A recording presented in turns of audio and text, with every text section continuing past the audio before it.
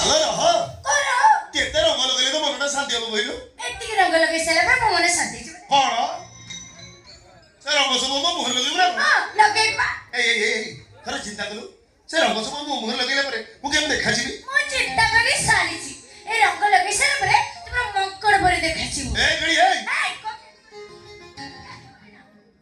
ହଁ ହେଲା ବଢି ଚଢେଇ କହିବିନି ଆଉ କଣ ମୟୁରୀ କହିବି ନା କଣ? କହିଲା ମୁଁ ବଣି ବଢି ନୁହଁ ମୁଁ ବଣି ଗେଡି ଗେଡି ତୋତେ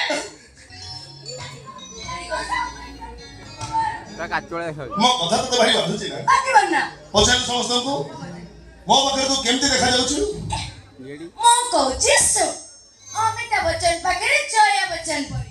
ଆଉ କଣ ଗେଡି ତୁ ଯାଇ ବଲିଉଡ ଧଇଲୁ ଆଉ କଣ ଚାଲ ଗେଡି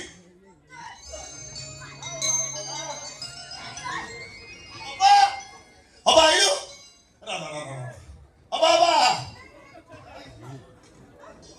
କିଏ ମାରୁଛି? ମାରୁଛି ଇଏ ମାରୁଛି କାହାକୁ ନା ସେଇ ମାରୁଛି। କଣ ସେଇ ଦେଖିଲ ବା ମାରେ ମୋ ଗାଲଟାକୁ ମେ ନାଲି ପକେଇ ଦେଇଛି ଦେଖ।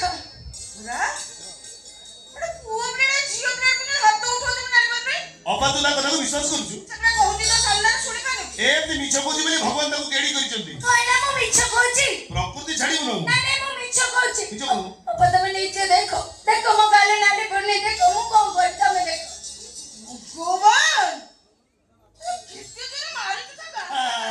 ଛାଡ ଆଉ ଅଛି ନାଲି ଅଛି କିରେ ଅଭିయోଗରେ ତା ଗାଲରେ ମାରିଛି କହିଲା ମୁଁ ମାରିଛି ବୋଲି। ସେ ଯାହା ବି ହଉ କାହିଁକି